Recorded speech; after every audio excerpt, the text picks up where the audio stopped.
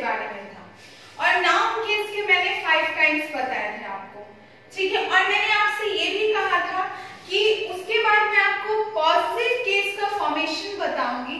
सो आज यहाँ मैं पॉजिटिव केस का फॉर्मेशन आपको बताने जा रही हूँ।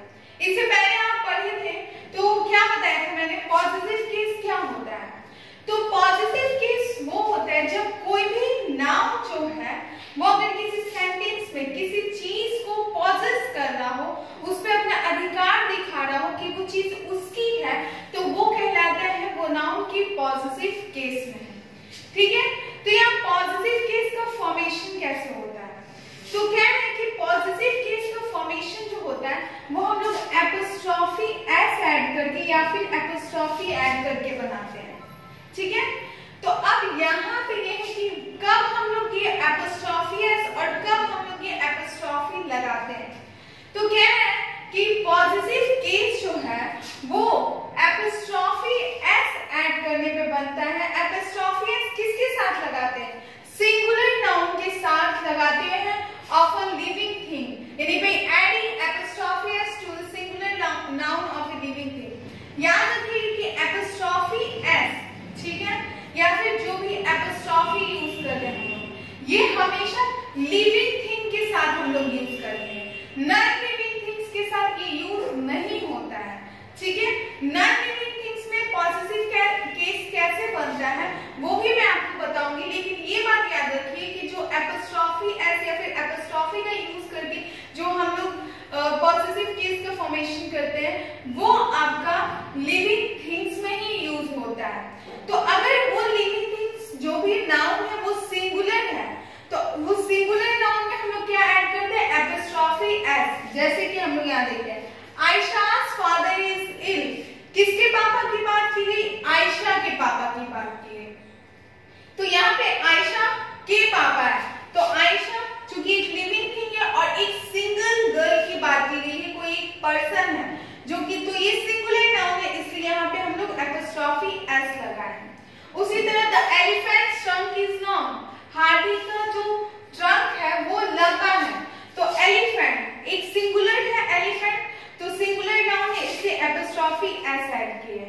लेकिन अगर प्लूरल नाउन आता है तो देखिए, अगर प्लूरल नाउन है लेकिन उस प्लूरल नाउन में एस नहीं है, अगर उस प्लूरल नाउन के लास्ट में एस है, ठीक है, तब हम लोग सिर्फ एपोस्ट्रोफी लगाते हैं।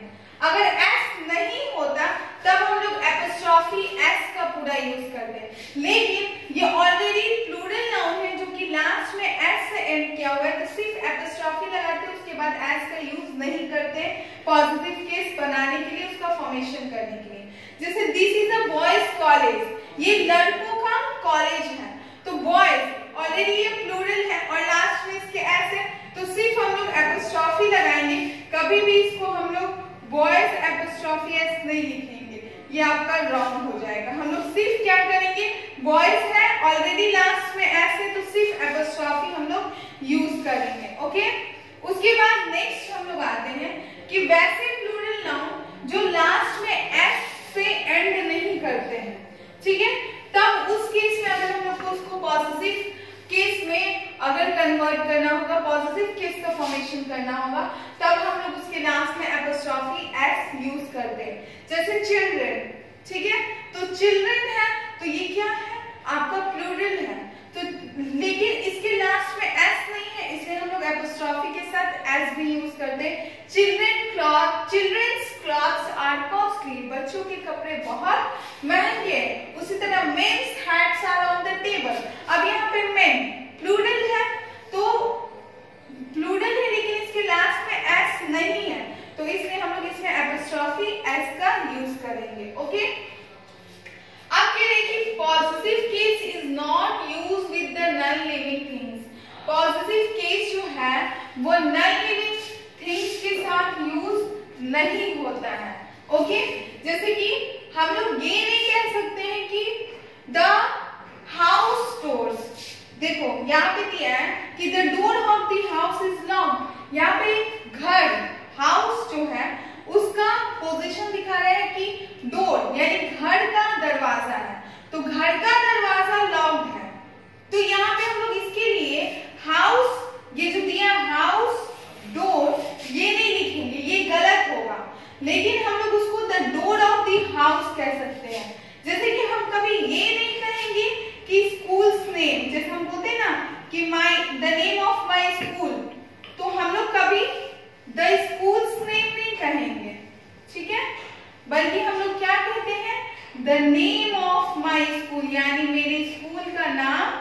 क्या है।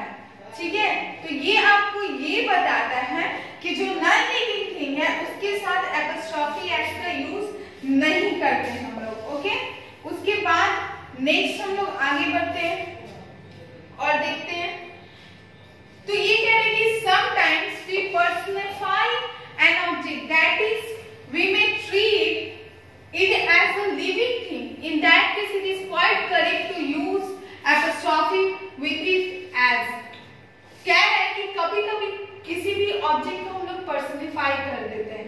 ठीक है, मतलब कि हम लोग उसको लिविंग थिंग के रूप में ट्रीट करते हैं। तो जब कोई भी ऑब्जेक्ट अगर लिविंग थिंग के रूप में ट्रीट होने लगता है तो वहां पे हम लोग एपोस्ट्रोफी एस लगाते हैं। जैसे इंडियाज हीरोज यानी कि भारत के महापुरुषों की बात की जा रही है, हीरोज की बात की जा रही है, तो यहाँ पे इस हीरोज का बता रहे हैं कि ये इंडिया से बिलोंग करते हैं। तो इसलिए ये इंडिया जो कि लिविंग थिंग नहीं है बट फिर भी हम लोग इसमें एपोस्ट्रोफी एस का लगा रहे हैं क्योंकि अब यहाँ पे हम लोग इसको ट्रीट कर रहे हैं एज लिविंग थिंग की तरह। तो India's heroes, sorrows tears, fortunes smile, our country's leaders।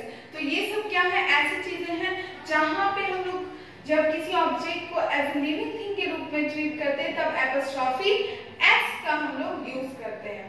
अब देखिए एपोस्ट्रोफी एस का यूज जो होता है उन नाउन्स के साथ भी हम लोग करते हैं जो कि टाइम, स्पेस और वेट ये तीनों डिनोट करता है। ठीक है, जैसे कि हम लोग बात की अ वीक्स लीव यानी कि एक हफ्ते की छुट्टी। तो अ वीक्स लीव, तो यहाँ पे वीक क्या है, टाइम बता रहा है कि एक हफ्ते की छुट्टी है। ए डेज जर्नी, एक दिन की जर्नी, तो यहाँ टाइम है इसलिए यहाँ पे क्या है एपोस्ट्रोफी एस का यूज किया।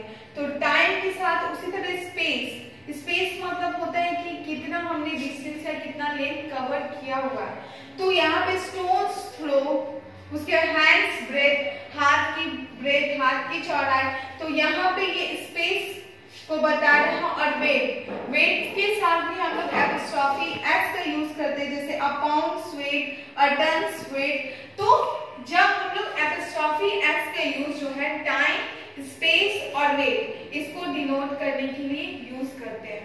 तो ये था कि हम लोग पॉसेसिव केस का फॉर्मेशन कैसे करते हैं। तो ये याद रखिएगा पॉसेसिव केस का फॉर्मेशन हम लोग उसमें एपोस्ट्रोफी एस और एपोस्ट्रोफी ऐड करके करते हैं। बट एपोस्ट्रोफी एस कब यूज होता है और एपोस्ट्रोफी कब यूज होता है ये आपको याद रखना है, जो कि मैंने इस पूरे वीडियो लेक्चर में आपको बताया है। यू हैव टू हियर, आपको इसको बार बार सुनना होगा इस वीडियो को ताकि आपका क्लियर हो सके। और फिर भी अगर आपको कुछ नहीं समझ में आता है तो आप अपने व्हाट्सएप ग्रुप पे या फिर लाइव क्लासेस ज्वाइन करके आप पूछ सकते हो, जो भी आपके डाउट्स है वो क्लियर कर सकते हो। बट उससे पहले आपको ये वीडियो देखना बहुत जरूरी है और उसके अकॉर्डिंग आप अपने बुक वर्क कंप्लीट कीजिए इस चैप्टर के।